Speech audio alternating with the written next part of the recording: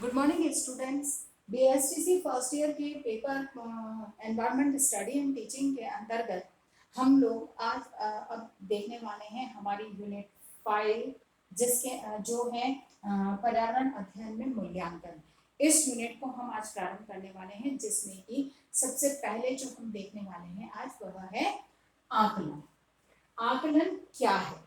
क्योंकि आकलन जो है अमूमन हम इसको एक तरह से कहा जाए कि मूल्यांकन का ही एक पार्ट मानते हैं, लेकिन मूल्यांकन जो है वो एक तरह से कहा जाए कि किसी भी उपलब्धि की जांच होती है। अंतिम जो परीक्षा जिसको कहते हैं उसके माध्यम से उसका मूल्यांकन किया जाता है। लेकिन आकलन आकलन जो है वो बालक की प्रत्येक गतिविधि का आकलन, उसके बारे में उसका जो है जानकारी एकत्रित की जाती है।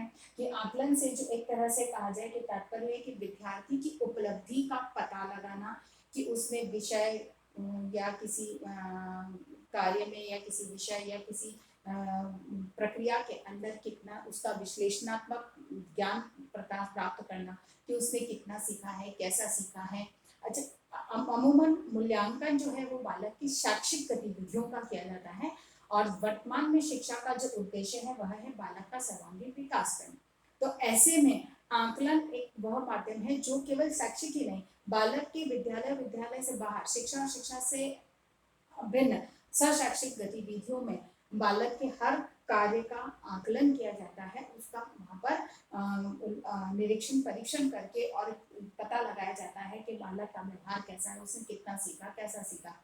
मूल्यांकन में शैक्षिक उपलब्धि का होता है। यहाँ पर क्योंकि वर्तमान में सर्वांगीण विकास जो उद्देश्य है तो उसमें बालक का सामाजिक, आर्थिक, शारीरिक, मानसिक सभी प्रकार की जो उपलब्धियां हैं उनके बारे में भी मतलब जानकारी होना अनिवार्य है, जिससे कि बालक के व्यक्तित्व निर्माण और सर्वांगीण विकास में सहयोग मिल सके। इसीलिए आकलन जो है वो बालक के संपूर्ण क्रियाओं के में से संपूर्ण क्रियाओं का अवलोकन निरीक्षण करके उसका मूल्यांकन किया जाता है और फिर उसमें बालक की समस्याओं का पता लगाया जाता है। जैसे कि मूल्यांकन के माध्यम से हमने विषय के माध्यम के भाई अमुक परिणाम रहा, लेकिन आकलन के माध्यम से बालक की विषय की समस्या और उस समस्या के लिए मूल कारण क्या है उसको जानना आसान हो जाता है। इसीलिए आकलन जो है वो एक तरह से बालक की उपलब्धियों का निरीक्षण परीक्षण करके विश्लेषण करके और एक तरह से कहा जाए कि उसकी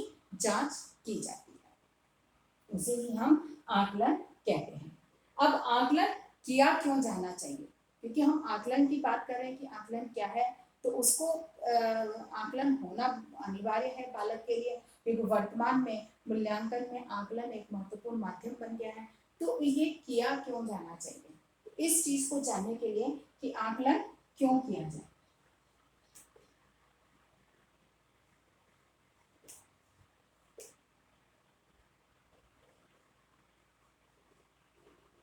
ठीक है ना, इसको यहीं पे ले रहे हैं। आकलन क्यों किया जाना चाहिए, तो इसमें सबसे पहली चीज आती है कि बालक की प्रगति और परिवर्तन का पता लगाने के लिए सबसे पहली बात जो आती है वह आती है आकलन क्यों करें, है ना। आकलन क्यों करें, तो उसमें सबसे पहली बात आती है बालक की प्रगति व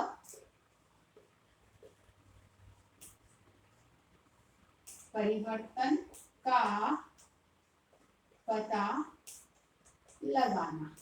ठीक है ना, परिवर्तन का पता लगाना यानी कि एक बालक ने विभिन्न विषयों से समय समय पर कितनी प्रगति की है, मतलब कि संपूर्ण का नहीं आ रहा है, यहाँ पर विभिन्न विषयों में क्या प्रगति की है, उसमें क्या परिवर्तन आया है, इसका पता लगाने के लिए आकलन किया जाता है। क्योंकि हर बालक के सर्वांगीण विकास में हर बिंदु का की जांच होनी अनिवार्य है। इसीलिए बालक की प्रगति और परिवर्तन का पता लगाने के लिए आकलन किया जाता है। दूसरी बात आती है बालक की व्यक्तिगत व विशेष जरूरतों को पहचानना। बालक की व्यक्तिगत व विशेष जरूरतों को पहचानना, ठीक है ना। यानी कि हर बालक की उसे अपनी आवश्यकता या उसको क्या जरूरत है उसको उसका पता नहीं होता। कई बार होता है कि बालक अपनी कमजोरी का उसे पता नहीं होता, इसीलिए आकलन के माध्यम से उसकी व्यक्तिगत विशेष जो जरूरत है, व्यक्तिगत रूप से जो उसे किसी विशेष आवश्यकता है, किसी विशेष प्रकार के निर्देशन की या प्रशिक्षण की आवश्यकता है या विशेष ध्यान देने की आवश्यकता है, किसी विषय में विशेष रूप से कमजोरी है तो उसको सुधारने की आवश्यकता है, तो उसको पहचानने के लिए आकलन किया जाता है। क्योंकि ऑल एंड सॉल में तो जाके लमसम में तो बालक का जो कहना चाहिए ओवरऑल में जाके उसका रिजल्ट बहुत अच्छा है, लेकिन किसी एक सब्जेक्ट में उसके मार्क्स हमेशा कम आते हैं, उसकी वजह से उसका मतलब जो परिणाम है वो थोड़ा सा पिछड़ जाता है। तो ऐसे में वो समस्या कि किस विषय में वो समस्या और वो समस्या मूल में क्या है उस चीज को पहचानने के लिए उसकी क्या उसमें विशेष जरूरत है उसको समझने के लिए आकलन किया जाता है। दूसरी बात जो यहाँ आती है वह है प्रभावी अधिगम की योजना बनाने के लिए। प्रभावी अधिगम योजना बनाने के लिए, यानी कि एक शिक्षक भी अपनी प्रभावी और उपयोगी मतलब कि एक तरह से कहा जाए कि श्रेष्ठ योजना बनाने का प्रयास करता है अपने शिक्षण को प्रभावी बनाने के लिए। तो उसके लिए अनिवार्य है कि उसे योजना भी उतनी ही प्रभावी बनानी। प्रभावी योजना बनाने के लिए उसे आकलन करना होता है कि बालक कैसे सीख रहे हैं, क्या सीख रहे हैं, किस तरह से सीख रहे हैं, अच्छा उसको सीखने में किन किन संसाधनों की आवश्यकता है जिससे कि वह सरलता से सीख लेते हैं। इन चीजों का पता कब लगेगा जब वह आकलन करेगा। इसीलिए एक प्रभावी योजना निर्माण करने में भी आकलन किया जाता है। फिर बाद में है बालक स्वयं को समझने के लिए।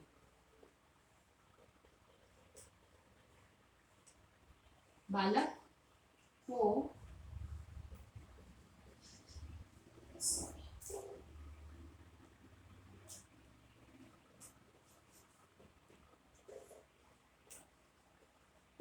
स्वयं को समझना है ना। बालक स्वयं को समझ सके उसके लिए आवश्यक होता है कि उसकी क्षमताओं, उसकी रुचियों और उसकी जो कहा जाए कि बालक की अपनी योग्यताएं हैं, उसकी क्षमताएं हैं, उसकी रुचि हैं, उनका हम आकलन के द्वारा ही पता लगा सकते हैं, जिससे कि आकलन के माध्यम से बालक की जो क्षमताएं हैं, योग्यताएं हैं, उनका पता लगता है और बालक को उससे संबंधित जानकारी प्राप्त करने का अवसर मिलता है। तो बालक स्वयं को समझ पाता है कि उसकी अपनी योग्यताएं क्या हैं, वो किस तरह का कार्य कर सकता है, उसकी रुचि क्या है, उसकी क्षमताएं क्या है। यानी कि बालक को स्वयं को समझने के लिए भी आकलन किया जाता है। अगली बात है कि प्रोत्साहन के लिए।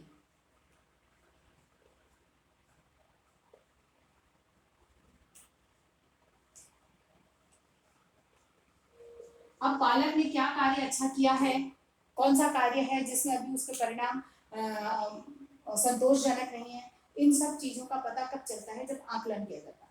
आकलन करने के बाद ही हम जो है प्रोत्साहन दे सकते हैं। इसीलिए बालक को उचित, सही, उपयोगी प्रोत्साहन प्रदान करने के लिए आकलन किया जाता है जिससे कि उसके उपलब्धियों की जानकारी हो सके।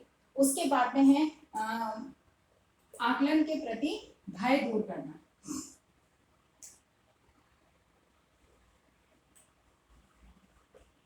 आकलन यहाँ हम इसको कह सकते हैं कि मूल्यांकन के प्रति भय दूर करना।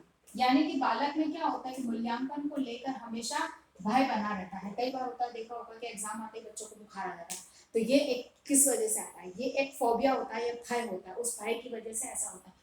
तो आकलन की प्रक्रिया निरंतर चलती रहती जिससे कि एक आकलन के प्रति जो भय होता है, मूल्यांकन के प्रति जो भय होता है, उसको आसानी से दूर किया जा सकता है कि बच्चा भी उसका आदी होता चला जाता है। तो एक मन का डर या फोबिया जो है वो उसको निकाला जा सकता है। उसके बाद में आता है स्व आकलन के लिए प्रोत्साहन। स्व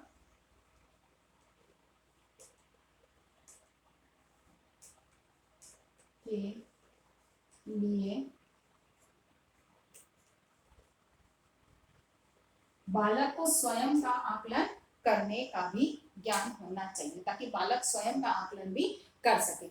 इसीलिए आकलन इसलिए भी किया जाना चाहिए जिससे कि बालक स्वयं के आकलन के लिए प्रेरित हो सके और स्वयं का आकलन स्वयं भी कर सके, जिससे कि उसे पता रहे, स्वयं को पता रहे कि मुझे क्या करना है और किस तरह से करना है। यानी कि स्वयं के बारे में खुद को समझने के लिए खुद का आकलन करना आना चाहिए, तभी वो खुद को समझ पाए। अंतिम बात, अगली बात जो इसमें आती, सीखने में मदद करना। सीखने में मदद करना यानी कि बालक को सीखने में मदद करना कि जो बालक की अपनी समस्या है या उसको किसी प्रकार की कोई भी बाधा आती है तो आकलन के माध्यम से उसे समझा जाता है, उसका निवारण किया जाता है, निवारण के हमें अवसर मिलता है, निवारण किया जाता है और उसको सीखने के लिए अवसर प्राप्त होते हैं, क्योंकि जब समस्याओं का समाधान हो जाता है तो सीखने की गति निरंतर रूप से बनी रहती है। तो ऐसे में आकलन जो है बालक की सीखने में मदद करता है, जिससे कि बालक ने कितना सीख लिया उसका उसे पता है। अब मालूम, अब आकलन के माध्यम से उसे पता चल गया कि अब मुझे इतनी और मुझे जानकारी हासिल करनी है, इतना और मुझे सीखना है, तो वह उसके लिए सुगम और सरल हो जाता है। और अंतिम बात है सुधार की संभावनाओं को खोजना। सुधार की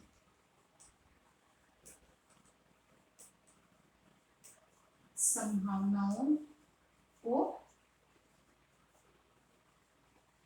खोजना, ठीक है ना। सुधार की संभावनाओं को खोजना यानी कि अब जो आकलन जो किया जाता है उसमें इस बात को ध्यान में रखा जाता है कि बालक में जो सुधार है उस सुधार को किस तरह से लाया जा सकता है। जैसे कि कोई समस्या है, किसी प्रकार की कोई बाधा है, उसका निवारण करना है, बालक को कोई कार्य गलत कर रहा है, उसमें उसे सुधार करने की आवश्यकता है, तो उसकी किस तरह से कौन सी ऐसे संसाधन है या क्या संभावना है। बहुत अधिक समस्या है तो निश्चित है कि बहुत गंभीर समस्या है किसी चीज को लेकर, तो निश्चित है कि उसको हम पूर्ण रूप से समाप्त एकदम से नहीं कर सकते हैं, धीरे धीरे प्रयास के माध्यम से। अर्थात हमारी योजना फिर उस हिसाब से बनती है कि अगर गंभीर समस्या है तो सुधार की के स्तर को चरणों में किस तरह से उसमें सुधार लाया जाए। सामान्य समस्या है तो उसका योजना उस हिसाब से बनती है कि उसको सुगमता पूर्वक समाधान या सुधार उसमें किया जा सके। इसीलिए सुधार की जो संभावनाएं हैं उसको दिशा देने का कार्य भी आकलन के माध्यम से संभव हो पाता है, इसीलिए आकलन का कार्य किया जाना अनिवार्य।